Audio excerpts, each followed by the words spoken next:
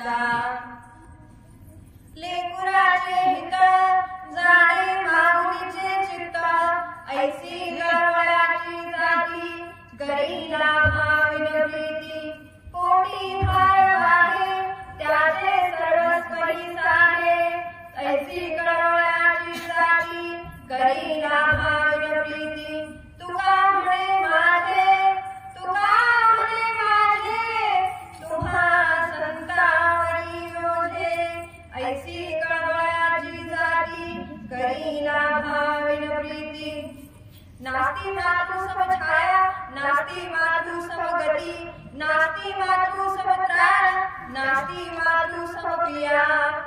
याचा अर्थ आईसाठी सावली सुद्धा कोणी देऊ शकत नाही, तिच्यासाठी माया कोणी देऊ शकत नाही, तिच्यासाठी कोणी नाही किंवा तिच्यासारखं रक्षक या जगामध्ये कोणी नाही। आणि माऊली महावैष्णव श्रीमंत सद्गुरू तुकाराम महाराज आणि आपल्या वारकरी संप्रदायाचे कळस बनवणारे तुकाराम महाराज त्यांच्या अभंग संहितेतील जो अभंग आहे आजच्या अभंगातून ते सांगतात आईची माया आणि तिच्या अंतःकरणाचं प्रेम त्यांनी वर्णन केलेलं आहे। आणि ते सांगतात की आई ज्या ममतेनं प्रेम करते आपल्या लेकरावरती त्याच मायेनं किंवा त्याच्यापेक्षा सर्वोत्कृष्ट प्रेम जे आहे ते साधुसंतांनी केलेलं आहे आपल्यावरती। त्यांनी आपल्याला त्यांचं लेकरू समजलेलं आहे आणि आपल्याला या जगामध्ये आपल्या उद्धाराचा मार्ग सोपा करून दिलेला आहे। या पूर्ण जगामध्ये एक अशी आई होऊन गेली जी वयामध्ये आपल्या लहान लेकरापेक्षा सुद्धा तिचं वय कमी असेल पण ती जगतजननी होण्याची पात्रता घेऊन आली आणि ती आपल्याला आपल्या उद्धाराचा मार्ग सोपा करून गेली। ती म्हणजे ज्ञानवरायांची लाडकी बहिणी चित्तला मुक्ताई। मला मुक्ताई म्हणायला फार आवडतं, त्यांना मुक्ताबाई म्हणतात पण मला मुक्ताई फार आवडतं कारण ती आमची आहे। ज्ञानवरायांनी ज्ञानेश्वरीचा ग्रंथ लिहिला, कधी लिहिला? वयाच्या 16व्या वर्षी तो ग्रंथ लिहिला। आता मी या व्यासपीठावरती बसलेले याला काय म्हणतात? याला काय म्हणतात महाराज? नारदाची गादी म्हणतात, पण या गादीला नारदाची गादी म्हणण्या अगोदर मला मान्य आहे की नारदाची गादी आहे पण त्याच्यासोबत या गादीला आणखी एक नाव आहे, धर्मरक्षणाची गादी। का? आपल्या साम्राज्याचं स्वराज्याचं तोरण पहिल्यांदा ज्या महाराजांना बांधलं होतं म्हणजे शिवाजी महाराजांनी जेव्हा बांधलं तेव्हा ते सुद्धा 16 वर्षाचे होते। तेव्हा ज्ञानवरायांनी ज्ञानेश्वरी लिहिली 16व्या वर्षामध्ये। छत्रपती शिवाजी महाराजांनी तोरण बांधलं स्वराज्याचं तेही 16व्या वर्षामध्ये। तेव्हा मग काय 16वं वर्ष काय आहे? आताच्या कलियुगाच्या गाण्यांमध्ये खूप काही सांगितलं त्याच्याबद्दल 16वं वर्ष पण आता ते तुम्हाला माहिती आहे चांगलं पण ते तसं नाहीये, त्याच्यामध्ये मी थोडी सुधारणा करते। 16वं वर्ष मोक्याचं कुठला होता? आताच्या प्रत्येक अभंगामध्ये तुकाराम महाराज असू द्या किंवा साधुसंतांनी असू द्या काय लिहिलेलं आहे? तरुण भाग्यवंत नटे हरिकीर्तनात तरुण माणसाबद्दल लिहिलेलं आहे की तरुण जो आहे तो हरिकीर्तनामध्ये रंगू दे। का? म्हातारपणी विठ्ठल विठ्ठल कमी इतर जास्त ऐकली मग ते इतर नाही पाहिजे। तुमची भक्ती कधीपासून पाहिजे? तुमची सर्व इंद्रिय जेव्हा कार्यरत आहेत तेव्हा तुमची भक्ती पाहिजे। ज्ञानवरायांनी जे आपल्याला उपदेश केलेला आहे तो उपदेश काही यासाठी नाही केला की तुम्ही आयुष्यभर संसाराचा उपभोग घ्या आणि म्हातारा झाल्यानंतर आपला एक पाय अगोदरच असतो, त्याच्यानंतर संसाराचं सगळं संपुष्टात आल्यानंतर पुन्हा तुम्ही परमार्थाच्या पाठीमागे लागताय। मरण जवळ आल्यानंतर तुम्हाला लक्षात येतं अरे परमार्थ राहून गेला पण देवाने जन्म का दिलाय? आईच्या गर्भामध्ये असताना तो जीव काय होतो? देवा हे दुःख नको, कारण आईच्या गर्भामध्ये असेपर्यंत त्या जीवाला माहिती आहे की मी या जोपर्यंत इथं आहे मला मागचे जन्म आठवत आहेत, मी काय पाप केलंय, मी काय पुण्य केलंय मला आठवतंय। पण कलियुगाचा वारा जसा त्या मनुष्याला लागतो आईच्या गर्भातून जसा तो जीव बाहेर येतो तो पूर्ण विसरून जातो, त्याची मेमरी पूर्ण ब्लॅक होऊन जाते, पूर्ण पांढरा कागद होऊन जातो तो आणि त्याच्यानंतर त्याचं कर्म ठरवतं की तो काय बनला। मग इथे ते कर्म तुकाराम महाराज सांगून देतात त्यांनी सुद्धा संसार केला, त्यांनी केला नाही असं नाही, त्यांना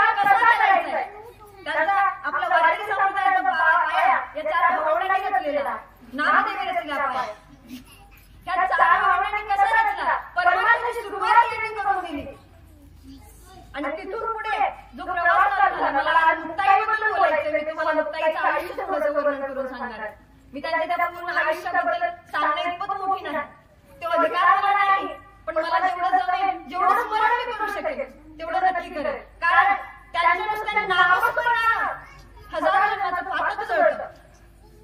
मग इथे जेव्हा काय सांगितलेलं आहे की मुक्ताई ती मुक्त होती, पण ती मुक्त या शब्दाचा कसा अर्थ येतो? पूर्ण आपल्या तत्वज्ञानामध्ये 4 अवस्था ज्या आहेत, त्या 4 भावनांच्या रूपाने त्या पृथ्वीवर जन्माला आल्या. वृत्तीरहित स्थान जो असतं, तो ते स्थान म्हणजे निवृत्ती. जेव्हा त्या वृत्तीरहित स्थानावरती निवृत्तीवरती जेव्हा जाणीवेवरती स्थान येतं, तेव्हा त्याचं ज्ञानभाव होतं. आणि ते ज्ञान जेव्हा कर्मातून प्रसरण पावतं, तेव्हा त्याचं सोपान होतं. आणि कर्माची ही सांगता जी आहे ते कार्य पूर्ण होण्यामध्ये आहे, ना की ते कार्य सतत चालत राहण्यामध्ये. मग ते पूर्ण होणारं कार्य म्हणजे माझी मुक्ताई. ज्या अवस्था तत्वज्ञानामध्ये आहेत, अगोदर वृत्तीरहित राहा, ज्ञान संपादन करा, त्या ज्ञानाचा विस्तार कर्मातून करा आणि त्यानंतर त्यातून मुक्त व्हा. ह्या अवस्था तत्वज्ञानामध्ये आहेत, त्या 4 भावनांच्या रूपाने सगुण साकार रूप घेऊन जन्माला आल्या. आणि हे 4 भावनांचं त्यांचं आयुष्य सगळं मिळून ज्ञानोबा 21 वर्ष जगले, निवृत्तीनाथ 22-23 वर्ष जगले. कोणत्याच या 4 भावनांचं आयुष्य काही खूप जास्त नाही, 30च्या आतमध्येच ते जगले. पण त्यांनी माझी मुक्ताई तर सगळ्यात लहान होती. आई वडिलांनी देहांत प्रायश्चित्त घ्यावं लागलं. का घ्यावं लागलं? शुद्धीपत्र पाहिजे होतं. एका शुद्धीपत्रापायी माझ्या आई बाबाच्या आई बाप मिरवून घेतले या जगात. आणि त्याच्यानंतर तरी काय केलं? अवहेलना, शिव्याश्राप आणि दगड. तरी सुद्धा माझ्या माई बापांनी आपल्यावरती उपकारच केलेले, त्यांनी कधी सुद्धा आपल्याला डावललेलं नाही. खूप सुंदर असा प्रसंग आहे. मुक्ताईची ताटीचे अभंग खूप प्रसिद्ध आहे. ताटीचे अभंग माहिती तिथं सगळ्यांना महाराज. त्यांचे ताटीचे जे अभंग आहेत ते कसे आहेत आणि त्याचा प्रसंग काय आहे? ताटीचे अभंग का लिहिण्यात आले? ज्ञानोबा जेव्हा रस्त्याने चालले होते, तेव्हा गावाच्या लेकरांनी त्यांच्या अंगावरती दगड मारावे, त्यांची झोळी खेचावी, चिखल मारावा. माझ्या ज्ञानाच्या मनामध्ये इतकं प्रेम होतं जगाविषयी, एवढा भाव होता. अरे मी यांच्यासाठी प्रेम घेऊन आणि हे मला दगड मारतात. लक्षात ठेवा, आपल्या घरातली लेकरं वर्तन आपलंच शिकत असतात. ज्ञानोबांच्या अंगावरती गावाच्या लेकरांनी दगड मारली, ती या आनंदात नाही की त्यांना आनंद होत होता. ती अभोग असतात, त्यांना माहित नसतं ते काय करतात. त्या अभोग मार्गावरती जे संस्कार असतात, घरातल्या मोठ्यांनी जे काम केलं ते छोटे करणार. मग इथे जगाने ज्याला वाईट टाकलं होतं, त्या लेकरांनी तेच केलं. तसं आपण आतासाठी सुद्धा लेकरांवरती संस्कार करायचे. तुमच्या आचरणामध्ये बदल करा, तुम्हाला तुमच्या लेकरांच्या आचरणामध्ये बदल दिसेल. असं तो जास्त काही आता सांगण्याचा भाग नाही. माझ्या मुक्ताईबद्दल मी सांगते. जेव्हा त्यांना तेवढं दुःख झालं, पळत पळत अशी ताटीमध्ये आला, ताटी बंद केली त्यांनी त्यांच्या कुपीची. त्यांची कुपी जी होती, त्यांची झोपडी जी होती, त्या जांभुळामध्ये ती कुपी होती. आणि तिथे जाऊन त्यांनी दार बंद केलं. मनामध्ये विचार निर्माण झाला होता, माझ्या मनामध्ये अंतकरणामध्ये इतकं प्रेम आहे. आणि ह्यांनी काय केलं? त्यांनी आमचा तिरस्कार केला. तेव्हा मुक्ताई सुद्धा सांगतात त्यांना, पण त्यावेळी प्रसंग असा घडला, झोपडीमध्ये येऊन यांनी दार बंद केलं. आणि दार बंद केल्यानंतर तिथे जास्त काही त्यांना प्रसंग पडत नाही, कारण ते अवतार घेऊन आलेले. अवतारी पुरुषांच्या पाठीमागे एवढंच राहतं की ते स्वतः अवतार घेताना त्यांनी अवतार घेतला आणि मृत्यू या दोन्ही गोष्टी त्यांच्या हातामध्ये आहेत. पण आपण जीव म्हणून जन्माला आलो, आपण जन्माला आलो, आपल्याला जन्म घेता येत नाही. आपण परतंत्री आहोत. आपला जन्म आणि मृत्यू दोन्ही आपल्या हातामध्ये आहे. आपल्या हातामध्ये आहे आयुष्यामध्ये आपण कसे जगतो, त्या पांडुरंगाचं नामस्मरण करून आपण किती परमार्थ करतो याच्यामध्ये. मग परतंत्रामध्ये जीव असलेला आपला माणिक त्यांनी घेतलेला जन्म, भगवंताला आपण भगवंत जन्माला आला हे नाही बोल. भगवंताने अवतार घेतला म्हणून त्यांना माणूस बनवलंय. ते चालत येते ज्ञानाचे बिंब, तयाचे अवयव, सुखाचे कोंब आणि येर माणूस बनते भाव लौकिक भाव. काय म्हणतात? त्यांना माणूस नाही म्हणायचंय. त्यांनी अवतार घेऊन अवतारी पुरुष जेव्हा आपण जन्माला येतात, त्यांना माहिती आहे की त्यांना काय करायचं. इथे माझ्या ज्ञानोबांना तेवढं दुःख झालं, आतमध्ये कुपीमध्ये येऊन दरवाजा बंद केला, ताटी बंद केली तिथे. निवृत्तीनाथ जेव्हा तिथे नव्हते, मुक्ताईने पाहिले की नानदा माझा पळत आलेला रडतोय. मुक्ताई घाबरली आणि त्यांनी ताटीचा दरवाजा उघडला. नानदा दार उघडा, नानदा दार उघडा, नानदा दार उघड, हाक मारतात बाहेर. तेव्हा ज्ञानोबाने आतून उत्तर दिलं, मुक्ता आता झालं, आता जगण्यात काही अर्थ नाही. अशा मुक्ताईला अत्यंत दुःख झालं. त्यांना रडू आलं. दादा असं नको रे म्हणू, तुझी मुक्ताई एकटी आहे, तिला कुणी नाही आहे तुझ्याशिवाय. तू असं बोलू नको. ती रडून सांगते, ती काय म्हणते, नानदा तू असं बोलू नको माझ्याशी. मनामध्ये दया करा आणि ताडी उघडा ज्ञानेश्वरा. संत जेणे भावे तेने जगमोल सोसावे, तरी चांगली थोरपण जया नाही अभिमान. तेथे थोरपण तेथे वसे, भूतदया जिथे असे, रागी भरा गमनासी, आपण ब्रह्म सर्वदेशी. मुक्ताई काय सांगताय? नानबाळा मारलं सांगितलं तुम्हाला. तुमच्या मुक्ताईला तुम्हीच फक्त, तुम्हीच माझी आई आहेत ना, तुम्हीच माझ्या जावई आहेत ना. माझे आई बाप तर गेले हो, तुम्ही नका असं बोलू. ज्ञानामध्ये त्यांची जी पूर्ण अवस्था भेटली होती ती उघडी करून सांगतायत. त्यांचा अधिकार त्यांना समजावून सांगतायत. मोठी लोक सुद्धा विसरून जातात ना मध्ये कधी. त्यांना सुद्धा लक्षात राहत नाही त्यांचा अधिकार. का दुःख झालेलं होतं, पण त्याचा आठवण करून देत आहे. देवा संत जेणे भावे जग बोलणे सोसावे. काय जग बोलणे सोसावे? तुम्ही संत म्हणून आला, संत म्हणून आल्यानंतर तुम्हाला काय भूतदया आहे, भांडवल संता. भूतावरती दया करणं हे संतांचं भांडवल आहे. आपण भूतवादी वागतात, भूतवादी वागतात आणि तुम्ही संत म्हणून त्याचं सोसणं हा ओघाने भाग आला. मग जेव्हा तुम्ही सोसताय, मग याचा अर्थ असा नाही की त्यांनी सोसायलाच लावावं, पण इथे सोसावं लागतंय. माझी मुक्ताई ज्ञानाला आदेश देतात, उपदेश देतात आणि सोबत आदर करून सांगतात. देवा माझ्यावरती उपकार करा, ताडी उघडा ज्ञानेश्वरा. कोणी कोणा शिकवावे, कोणी कोणा शिकवावे, सारे शोधून घ्यावे. लढवाय मुक्ताबाई जीव मुक्तीला खायच्या ठे. ते सांगते. मुक्ताई म्हणतात, नानदा तुमची मुक्ताई एकटी आहे या जगामध्ये, तिच्यासाठी तुम्ही या. ज्ञानोबाचं जे उत्तर आयुष्य आहे ते उत्तर काळामध्ये जेवढे काही जगले ते पूर्ण चित्र आहे ते आपल्या मुक्ताईमुळे. कारण ज्ञानोबाने आपलं अवतार जवळजवळ संपवून टाकलं. इथं काय प्राणरोधन केलं, पंचप्राणरोधन केलं, संपलं. त्यांना करण्यासाठी जास्त काही लागत नाही, पण आपल्यासाठी काही महाग असतं. तेव्हा रागोळ्या घेऊन मारा तसं नाही, ते चुकीचं आहे.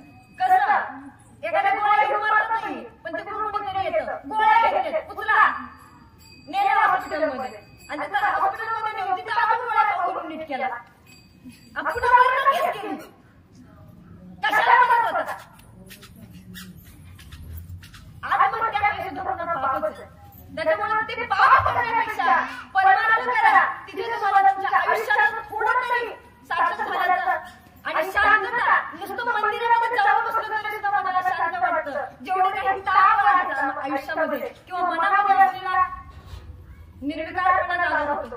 थोड्या वेळासाठी कुणीतरी मेलं, आपण नुसतं स्मशानामध्ये जाऊन मागायला तरी सुद्धा मनामध्ये एक निर्विकारपणा निर्माण होतो आणि वाटतं देवा आयुष्यात आपण कितीही पळालो, कितीही आपण काही केलं तरी शेवट तिथंच आहे. आणि माणसाला माहिती आहे जन्म ज्या दिवशी होतो त्या दिवशी त्याचा मृत्यू निश्चित आहे. तरी सुद्धा माणूस आयुष्यामध्ये खूप पळतो. एक माणूस होता 5 करोडपेक्षा जास्त त्याला संपत्ती कमवली. काय ठरवलं त्याने? एवढंच ठरवलं होतं, मी आता एवढं कमवलंय आणि मी आता खूप आयुष्यामध्ये त्या गोष्टीचा संपत्तीचा उपभोग घेणार. पण कसा उपभोग घेणार? मृत्यूवर हा अनुभव समोर राहिला. तेव्हा त्या माणसाने मृत्यूला प्रार्थना केली, देवा 1 दिवसाचं आयुष्य द्या, फक्त एवढी संपत्ती उपभोगून द्या. मृत्यूला सांगितलं नाही.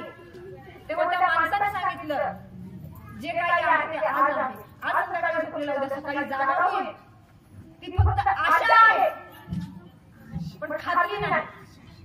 त्याच्यामुळे जे काय आहे ते नामस्मरण आज केलेलं खरं. उद्या मी करतो, उद्यासाठी तुझा भरोसा नाही.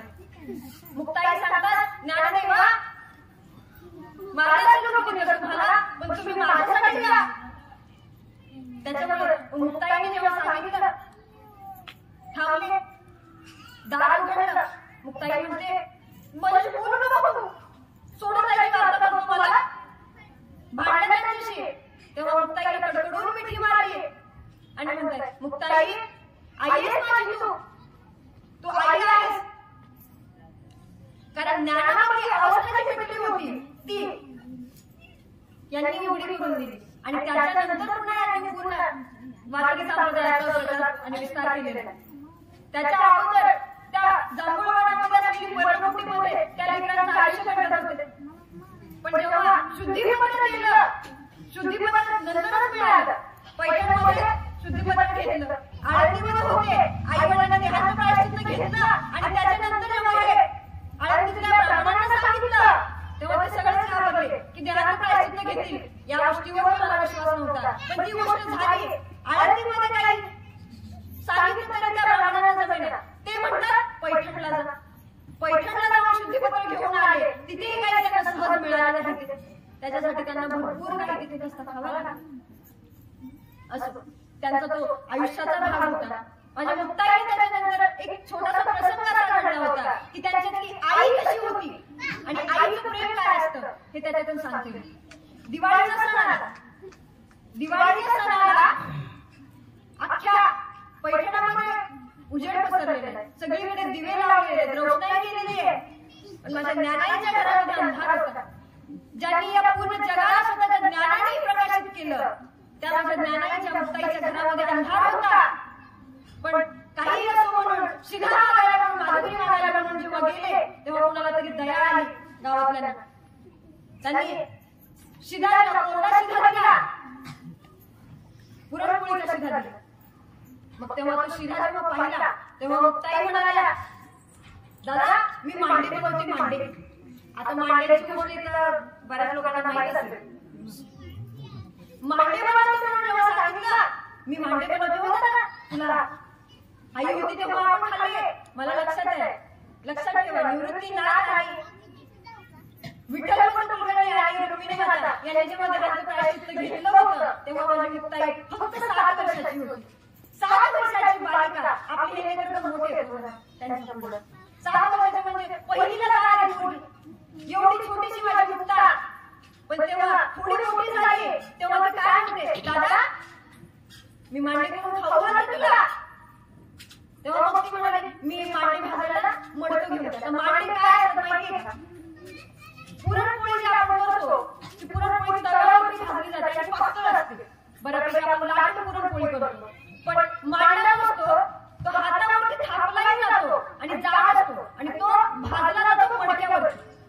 मग तो मडक्यावरती भाजण्यासाठी मी मडकं घेऊन येते कुंभाराकडून. माझी चिमुकलीशी मुक्ताई काय स्वरूप होतं, ते काय चित्र होतं देखणं. खणाचा परकर घातलेली, चोळी घातलेली, 2 वेण्या घातलेली माझी मुक्ताई अशी दुडुडुडू रस्त्याने चालत जात कुंभारवाड्यात गेली आणि कुंभारदादाला सांगते, दादा माझ्या दादाला का नाही मांडा खायचाय, मांडा तुला मला एक मडकं दे. त्याला काय तेव्हा काय किंमत असेल होत्या एका मांड्याची, 1 पैसा पण किंमत नसेल. दया आली त्या कुंभाराला, मडका दिला. ते मडकं घेऊन जेव्हा मुक्ताई रस्त्याने गेली होती. आता इथे एक भाग बघण्यासारखा, आपले संत महाराज जे आहेत, संत महात्मे, ते अजरामर झाले, कीर्तिरूपी उराले. आणि कसे उराले? सूर्यचंद्र असेपर्यंत त्यांची कीर्ती चालणार आहे असे उरले. पण त्यासोबत त्यांच्या मनामध्ये इतकंच प्रेम होतं की त्यांनी त्यांना त्रास देणाऱ्यांनाही अमर केलं. कसं?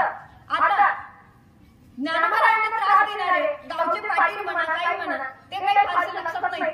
पण विसुमासाठी हे एक नाव असं आहे की त्याचं वर्णन सगळीकडे आहे. तुकोबारायांच्या बाबतीत रामेश्वर भट्ट, गावचा पाटील, बंबाजी बुवा, ही नाव अशी आग्रह झाली. माझ्या संत महामंडळांना कितीच त्यांचं प्रेम किती होतं की त्यांनी त्या लोकांना सुद्धा अमर केलं ज्यांनी त्यांच्यावरती अत्याचार केले. मग हा विसुमासाठी रस्त्याने चालला होता. मुक्ताई येताना दिसली. अरे त्यांना सगळ्यात जास्त छळणारा म्हणलं तर विसुमासाठी होता. त्यांना सहज होत नव्हतं. मग आता रस्त्याने जाते, कळ काढली, ए संन्यासाचे कार्टे, पापातून जन्माला आलेली संतती, शिव्या दिल्या.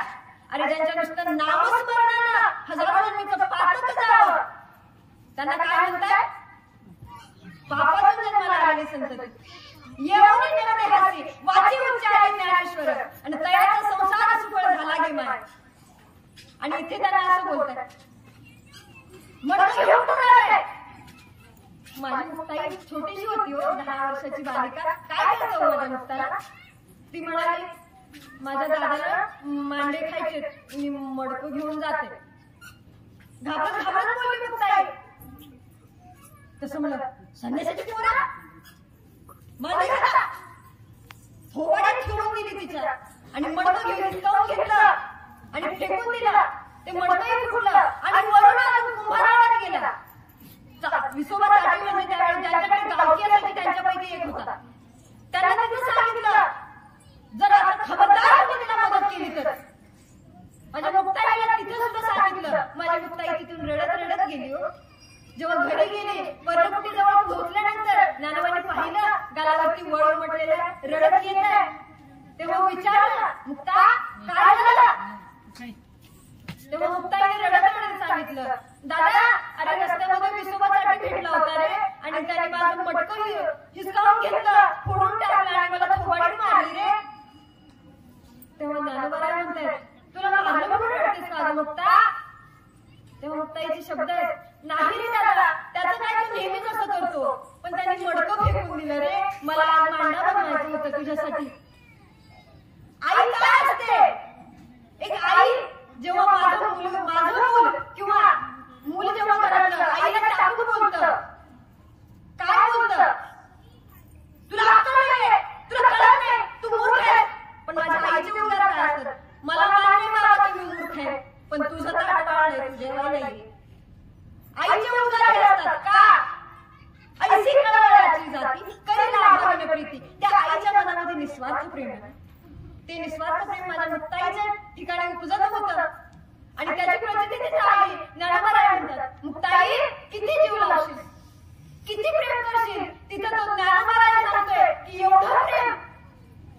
मुक्ता काय घाबरतेस? मी आहे ना, हा ज्ञानाचा तुझा जगाला पूर्ण होणार आहे. मडकं पाहिजे ना, मांडे भाजण्यासाठी कर मांड्याची तयारी. लाट मांडे किती लाटायचे तेवढे. अगं अग्नीच ना, काय अग्नी? जठराग्नी अग्नीच आहे ना, एक तत्वच आहे ना. आणि आपलं शरीर जे आहे ते पंचप्राणांनीच बनलेलं आहे, त्यांच्यापैकी एक तत्वच आहे ना.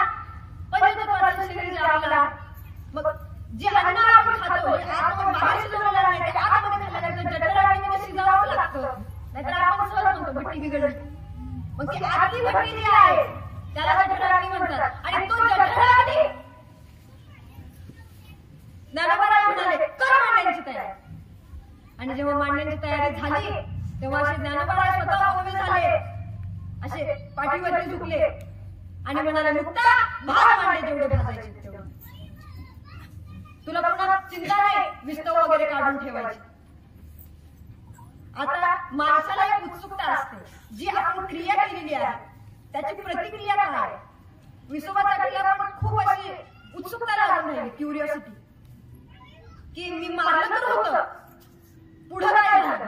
मी मडकं फेकून तर दिलं होतं, पुढं काय केलं? पण जेव्हा कुटीच्या जवळ आला, पर्णकुटीच्या जवळ असा खरपूस वास येत होता, एवढा सुगंध होता. साधा मडक्यावरती जरी भाजलेला असेल ना तरी सुद्धा त्या मांड्याचा सुवास एवढा सुंदर येतो. आणि इथे तर माझ्या ज्ञानाच्या पाठीवरती भाजलेला होता, काय त्याचा सुवास पसरला असेल. त्या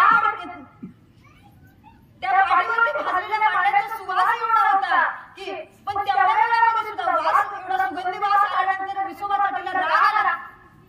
म्हणाले, कुठल्या कुंभारामध्ये एवढी हिंमत आली की माझ्या सांगण्यानंतर सुद्धा मदत केली. म्हणून जवळ जाऊन पाहिलं की मडकं दिसतंय का, पण आतमध्ये पाहिलं तर काय, आश्चर्याचा धक्का बसला. अनपेक्षित गोष्टी जेव्हा घडतात तेव्हा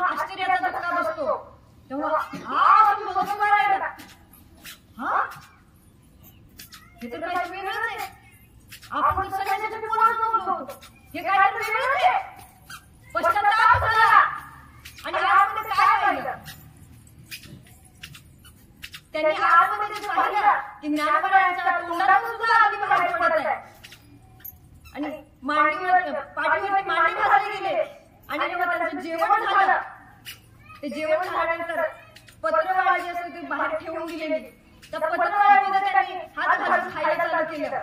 तेव्हा मुक्ताई खायला आणि तिने पाहिलं, तेव्हा आज अगोदर तर राग होताच मनामध्ये थोडासा. तेव्हा मग त्या रागात म्हणाले, एक खेचर हटला. त्या दिवसापासून विसोबा चाटीचा विसोबा खेचर झाला आणि तो विसोबा खेचर पुन्हा त्यांनी स्वतः अभंग लिहिला. भाजीने मांडे ज्ञानदेवे पृष्ठी आणि योगियांची सृष्टी अलौकिक. आणि ती किती अलौकिक आहे आपल्या विज्ञानाच्या मंडळीला ती मान्य नाही होत. ज्यांना प्रत्येक वेळी पुराव्याची गरज असते ना, त्यांना ते मान्यच होत नाही की असं काही काहीतरी खोटं बोलतात, असं काही घडत नाही. मान्य तुम्हाला नाही मान्य करायचंय, तुम्ही बसा, आमची श्रद्धा आहे, आम्ही मान्य करतो. कारण विज्ञान जे आहे ते निर्जीव गोष्टींना शोध लावतं. ही गोष्ट का झाली, ही गोष्ट का झाली. आणि माझ्या परमार्थामध्ये अध्यात्मामध्ये सजीव चैतन्याचा शोध घेतला जातो. विज्ञानामध्ये पृथ्वी कधी तयार झाली, कशी तयार झाली याचा शोध घेतात. अध्यात्मामध्ये पृथ्वी तयार का झाली याचा शोध घेतला जातो. मग फरक तर पडणारच ना. निर्जीव आणि सजीव याच्यामध्ये जर वाद चालू झाला तर फरक तर पडणारच ना. तर निर्जीव आणि सजीवामधला फरक कसा? जेव्हा चांगदेव भेटायला आले होते, जेव्हा चांगदेवांना भेटायला आले तेव्हा त्यांनी फक्त सजीव वाघ चालवला होता आणि हातामध्ये सापाचा चाबूक होता. पण माझ्या नानदेवांनी जड भिंत चालवली. मग फरक तर पडणारच ना. चालवली जड भिंती, हरली चांगल्याची भांती, एवढा की त्यांना पुन्हा विचार करावा लागला. ज्ञानदेवांनी रेडामुखी वेळ बोलविला. का बोलविला? तुम्ही काय म्हणता की अधिकारातून बोलता येणार नाही. इथं प्राणी मुका प्राणी वेळ बोलू शकतो, तर मनुष्याला अधिकार नाही. एका वेळेसाठी होता की मनुष्याला सुद्धा वेळ बोलण्याची परवानगी नव्हती. पण आता तसं नाही. कलियुगाची जेव्हा सुरुवात झाली, आपल्याला परमार्थ करण्यासाठीचा सर्वात सोपा आणि सुफळ मार्ग संतांनी करून दिलेला आहे. प्रत्येक युगामध्ये परमार्थ करण्याची किंवा पुण्य कमवण्याचा मार्ग वेगळा आहे. सत्ययुगामध्ये जेव्हा पुण्य करावं लागत होतं ते कसं होतं? हात जोडायचे, एका पायावरती उभं राहायचं आणि हजारो वर्ष तप करायचं निर्जळी रमा. तेव्हा कुठे पुण्य बळी पडत होतं. पण माझ्या साधू संतांनी आपल्यावरती इतके उपकार केले की त्यांनी आपल्याला पुण्य कमवण्यासाठी इतका सोपा मार्ग शोधून दिला. वाची उच्चार, फक्त नाव घ्यायचे, देवाची हिरवाई आणि उभा क्षणभर जरी त्याच्या दारामध्ये उभं राहिला तरी सुद्धा तुम्हाला त्याचं पुण्य प्राप्त होईल. कलियुगाचा सर्वात चांगला भाग आहे. आपलं आयुष्य इतकं जास्त नाहीये की आपण हजारो वर्ष तप करत बसू. त्यामुळे त्यांनी हा सोपा मार्ग आपल्याला शोधून दिला. आणि त्याच्यानंतर जेव्हा माझ्या मुक्ताईला या प्रेमापोटी त्यांनी ज्ञानोबारायांना वाचवलं, स्वतः एवढं आई बनून प्रेम दिलं, त्यांचे ताटीचे अभंग प्रसिद्ध झाले. आणि जेव्हा उत्तरार्धामध्ये ज्ञानेश्वरांसाठी परमार्थाची किंवा आपल्या वारकरी संप्रदायाची त्यांनी पायाभरणी चालू केली, जेव्हा त्यांनी अभंग लिहायला सुरुवात केली, ज्ञानेश्वरी लिहिली, तिथून पुढे आपल्या वारकरी संप्रदायाचा प्रचार त्यांनी चालू केला. आणि जेव्हा ते प्रचार करत होते तेव्हा पैठणवरून जेव्हा पुढे प्रसार करत करत ते पुणतांब्याला आले. पुणतांबा हे चांगदेवांचं ठिकाण आहे. चांगदेवांच्या ठिकाणी आल्यानंतर चांगदेव म्हणजे काही साधेसुधे व्यक्ती नव्हते. ते त्या काळासाठी एकदम असे तपस्वी व्यक्ती होते ज्यांनी मृत्यूला सुद्धा हरवलं होतं. आणि चांगदेवांकडे एक विद्या होती. कोणती विद्या होती? मेलेल्याला जिवंत करायची विद्या. त्या विद्येला काय म्हणतात सांगा बघा. कोणाला माहिती?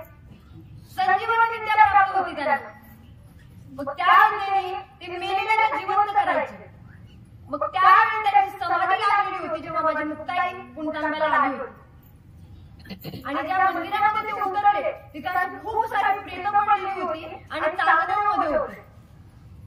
मग तिथे खूप घाण वास सुटलेला होता.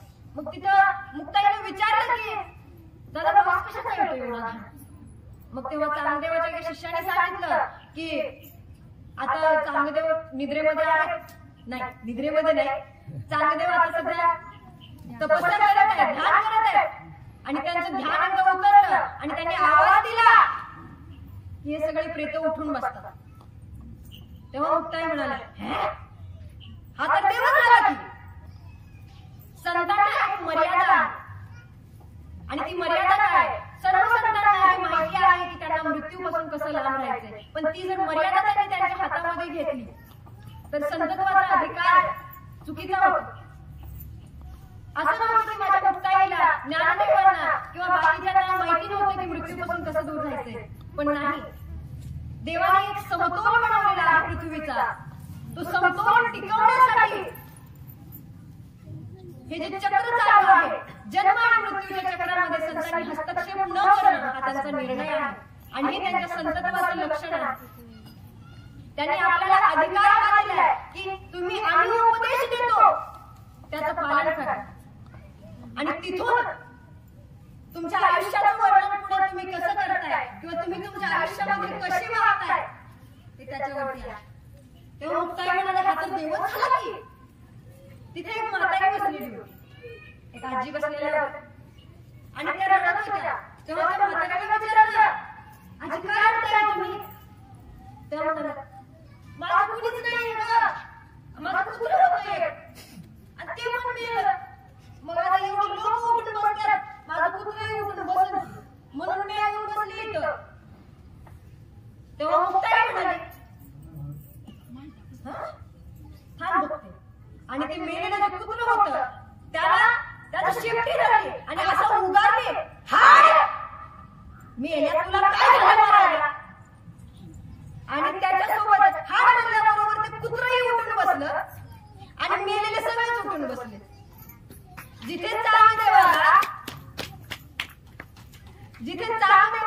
सर्वांना उठवून बसवण्यासाठी तपस्या करावी लागायची, वर्षोनवर्ष महिने तपश्चर्या करायची. आणि त्याच्यानंतर पुन्हा जागे झाल्यानंतर कोण आहे आणि त्याच्यानंतर ही सगळे उठून बसणार. इथं माझी मुक्ताई 10 वर्षाची मुक्ताई, तिने फक्त हाड म्हटल्याबरोबर सगळे जिवंत होऊ शकतात, तर तिचा अधिकार किती मोठा आहे. मग तेव्हा मुक्ताई तर आपले प्रसार करत पुढे निघून गेल्या. आणि जेव्हा इकडे चांगदेवाची उतरली समाधी आणि समाधी उतरल्यानंतर पुन्हा त्यांनी आवाज दिला, कोण आहे? कोणीच नव्हतं, ते कुत्रं होतं, ते गेलं. मग ते कुत्रंही निघून गेलं. आणि जेव्हा शिष्याला विचारलं, मी किती वेळासाठी समाधीमध्ये होतो? महाराज तुम्ही चांगले 9-10 महिने समाधीमध्ये होते, मग एवढ्या कालखंडामध्ये कुणीच मेलं नाही. तेव्हा त्या शिष्याने सांगितलं, महाराज खूप मेले, पण एक बालिका आली होती आणि तिने हाड म्हटल्याबरोबर सगळे उठून बसले आणि निघून गेले. आता त्यांना उत्सुकता लागली, मी एवढी तपश्चर्या केल्यानंतर मी जे करतो ते एका छोट्याशा बालिकेने कसं करून दाखवलं. मग त्यांना भेटण्याची इच्छा निर्माण झाली आणि ते भेटण्याच्या अगोदर त्यांनी पत्र लिहिलं. पण पत्र लिहिताना त्यांना कळेना काय लिहायचंय, काय लिहिणार. राजमाने राजऋषी लिहावा की श्री लिहावा की काय लिहावं. मग कोरच पत्र पाठवून दिलं. आणि जेव्हा ते कोरं पत्र घेऊन त्यांचे शिष्य जेव्हा आले आणि ते पत्र निवृत्तीदाराच्या हातात दिलं, मला निवृत्तीदाराने जेव्हा ते पत्र उलट्या पालट्या खाली वर सगळं करून बघितलं, मागं पुढं काहीच कळेना. त्यांना उलगडं होईना की काय नेमकं काय याचा अर्थ. पण त्यांनी ते पत्र पुढे सोपानकारांना पास केलं. त्यांनी सोपानकारांना हाती दिलं. त्यांना सांगितलं, बघा तुम्हाला काय उलगडा होतोय का. सोपानकारांनी उलट्या पालट्या करून पाहिलं, त्यांनाही कळेना. जेव्हा ज्ञानदेवाच्या हाती लागलं, ज्ञानदेवाच्या हाती पत्र लागलं आणि त्यांनी पाहिलं उलट्या पालट्या करून, मुक्ताई तिथे समोरच बसलेल्या होत्या.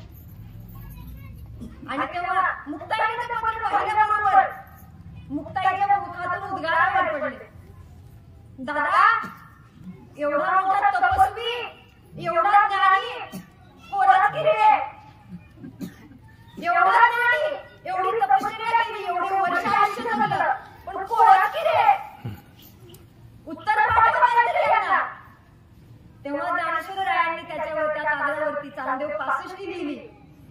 आणि ती पाठवली. मग तिथे मुक्ताबाईंनी त्यांच्यावरती किती उपकार केला. आणि मग मुक्ताबाईसाठी त्यांनी मुक्ताबाईने सांगितलं, चांगदेवांच्या गुरु या मुक्ताबाई आहेत. मुक्ताई या चांगदेवांच्या गुरु आहेत. त्यांनी गुरु पण शिष्यत्व स्वीकारलं चांगदेवांनी मुक्ताईचं. का स्वीकारलं? कारण ती माझी आई आहे, जी बालिका फक्त आणि फक्त हाड म्हणून संजीवनी विद्या देऊ शकते किंवा मुर्दे जिवंत करू शकते. त्या बालिकेचा अधिकार काय असेल? ती मूर्ती खूप लहान होती, आयुष्यकाळ खूप छोटा होता, पण त्यांचा अधिकार आणि त्यांचं ज्ञान याची वयाशी तुलना होत नाही.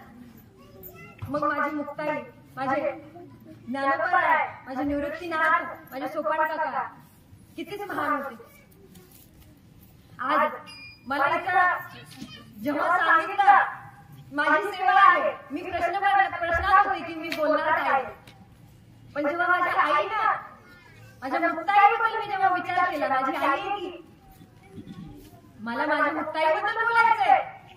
मी खूप विचार केला होता, मी हे असं सांगेन, हे बोलेन, ते बोलेन. माझ्या मुक्ताईने, माझ्या आईने माझी मदत केली. माझ्यासाठी माझ्या ज्ञानाचे जे काही दरवाजे बंद होत होते त्याच्यासाठी तिनं मला मदत केली. आज त्या मुक्ताईवरती किंवा त्या 4 भावंडांवरती जेवढे काही अत्याचार झाले, जेवढे काही अपराध झाले, त्या सर्वांना त्यांनी माफ करून आपल्याला काय दिलं? आपल्याला उपदेश दिला, आपल्यावरती उपकार केले. काय उपकार केले? ज्ञानोबरायांनी ज्ञानेश्वरी लिहिली आणि ज्ञानेश्वरीला दुसरंही नाव आहे भावार्थ-दीपिका. ते का? कारण ज्ञानेश्वरी हे सोपं रूप आहे भगवद्गीतेचं. ती भगवद्गीता, ती ज्ञानेश्वरी ज्ञानोबरायांनी आपल्याला दिली. या 4 भावंडांनी आपल्याला परमार्थ सोपा करून दिला. आपल्या वारकरी संप्रदायाचा पाया रचला, ज्ञानदेवी रचला पाया. आणि पुढे त्यांनी तर आपला अवतार कार्य पूर्ण केलं. आळंदीला समाधी घेतली, ते पुढे गेले आणि त्यांच्या मागे बाकी संतांनी आपला परमार्थ साध्य करून दिला. आणि मला आज इथंच मी थांबवते माझी सेवा, कारण थोडा वेळ जास्त होत आहे. मी आज मला तुम्ही इथे जी सेवा प्राप्त करून दिली त्याच्यासाठी मी आणि सगळ्यांनी जे काही इथं श्रोतेवर्ग आहे, नियोजक आहे आणि हरिभक्त गणेश महाराज, मी तुमचे खूप आभारी आहे की तुम्ही मला इथे सेवा मिळवून दिली, प्राप्त करून दिली. आणि सर्व श्रोतेवर्गांना माझे खूप मनापासून आभार आहे की तुम्ही माझी सेवा स्वीकारली. जर माझं काही चुकलं असेल तर लेख म्हणून माफ करा आणि जर चांगलं वाटलं असेल तर आशीर्वाद द्या मला. आणि माझी सेवा संपवते. विठ्ठल विठ्ठल.